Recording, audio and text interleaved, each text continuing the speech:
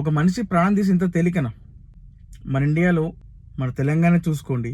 స్వేచ్ఛగా బతకాలంటే, నీతి నిజాయితీగా బతకాలంటే భయపడుతున్నారు. దొంగల్లా లంగల్లా ఈ దొంగతనం చేసేవాళ్ళు, చేసేవాళ్ళు, మర్డర్ చేసేవాళ్ళు వీళ్ళేమో విచ్చలవిడిగా ఊళ్ళలో తిరుగుతున్నారు. కావాలంటే చూడండి, పొద్దు పొద్దున బయట ముగ్గేస్తుండగా మెడలోని మంగళసూత్రం లాక్కుపోతున్నారు. కాలేజీకి వెళ్ళిన అమ్మాయి వచ్చేటప్పుడు రేపు స్కూల్కి వెళ్ళిన పిల్లల్ని కిడ్నాప్. ఆలోచించండి ఒకసారి, మన దేశంలో ఎవరికి స్వేచ్ఛ ఉంది? ఇవన్నీ తప్పులు చేసి 6 నెలలు జైలుకు వచ్చిన స్వేచ్ఛ ఉందా?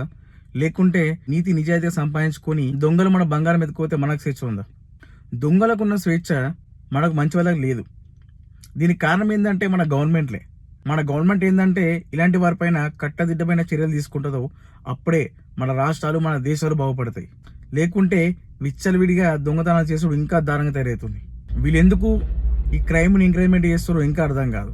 ఎవరైతే ఒక వ్యక్తిని నడి రోడ్డు మీద వాళ్ళకైతే శిక్షలుండే ఏముండదు, స్వేచ్ఛగా జైల్లో కూతురు 6 నెలల తర్వాత మంచిగా తురుమల బయట తిరుగుతారు.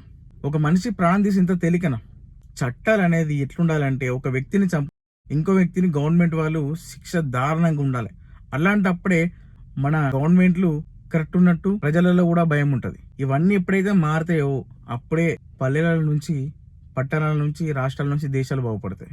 మన దేశంలో దారుణం, విచ్చలవిడిగా దొంగతనాలు చేసి అక్రమాగ్రహాలు సంపాదించుకున్న వారికే మన దేశంలో ఒక వాయిలో గుర్తింపు ఉంది.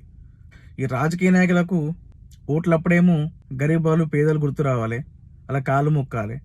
ఓట్లలో గెలుచుతున్న తెల్లారే వీళ్ళందరినీ పట్టించుకోవద్దు. గమనించండి, మన ఇండియాలో రూల్స్ అనేది కట్టదిడ్డం అయితేనే అందరికి బాగుంటుంది. ఇదేందో దొంగల కోసం లంగల కోసం రాసినట్టున్నాయి ఇవన్నీ రూల్స్. ఒక్కని కూడా శిక్ష పడది. ఆలోచించండి.